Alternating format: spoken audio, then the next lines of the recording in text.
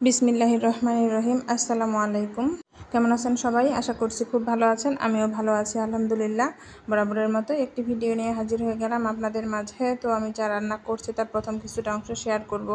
আসলে যা রান্না করি প্রতিদিন সব কিছু শেয়ার করা সম্ভব হয়ে ওঠে না। এত বড় ভিডিও আসলে আপনারা তো দেখবেন না, এই জন্য 3-4 মিনিটের মধ্যে রাখার চেষ্টা করি।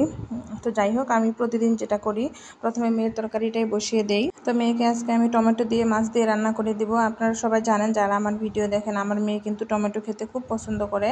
তো আমি এই জন্য পেঁয়াজ ভেজে এখানে পরিমাণ মতো মশলা দিয়েছি। আর আমি এখন একটু করে মরিচের গুঁড়ো দেওয়ার চেষ্টা করব তরকারিতে, তাহলে আর কি অভ্যাসটা হয়ে যাবে। আমরা যেহেতু মরিচের গুঁড়ো দিয়ে তরকারি খাই, কাঁচা মরিচও খাওয়া হয়, তবে ভাজিতে বেশি খাওয়া হয়, তরকারিতে মরিচের গুঁড়োটাই দেওয়া হয়।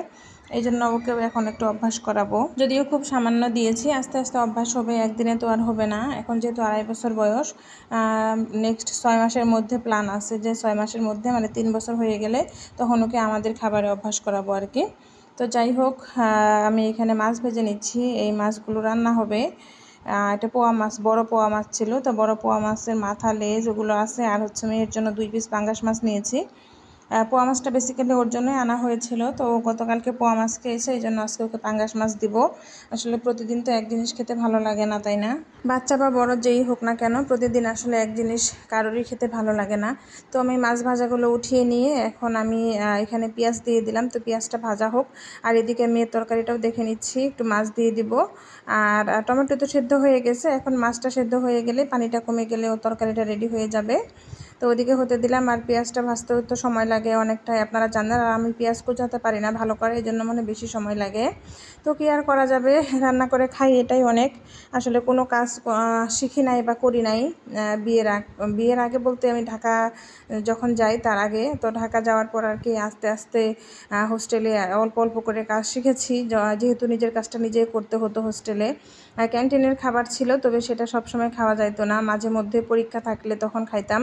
তাছাড়া নর্মালি হচ্ছে একটু, যেহেতু গ্যাস আসছে, সবাই রান্না করেই খেত, মানে অল্প, সেখানে তো আসলে খুব বেশি রান্না করার মতো অবস্থা নাই।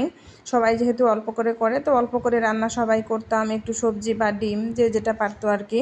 আর মাছ মাংসটা দেখা গেছে ক্যান্টিন থেকেই কিনে খাইতাম, মাঝে মধ্যে কিনা হইতো, তবে আমার আসলে খুব বেশি টাইম হতো না।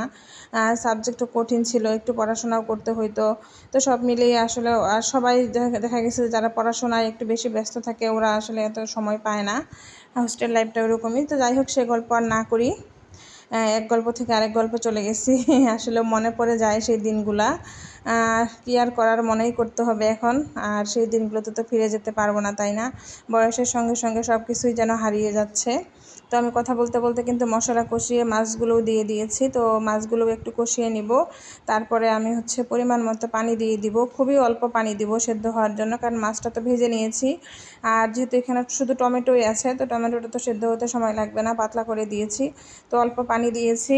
এখন একটু ঢেকে রাখবো, কিছুক্ষণ রান্না করব, 5 মিনিটের মতো। এটা সময় লাগবে না বেশিক্ষণ রান্না করতে। তো 5 মিনিট পর আমি ঢাকনা উঠিয়ে দেখে নিলাম তরকারিটা। তো যেহেতু ননস্টিকে দিয়েছি, পানিটা একটু দেরিতেই শুকায়, এই জন্য পানি কম দিয়েছি। ধন্যবাদ সবাইকে।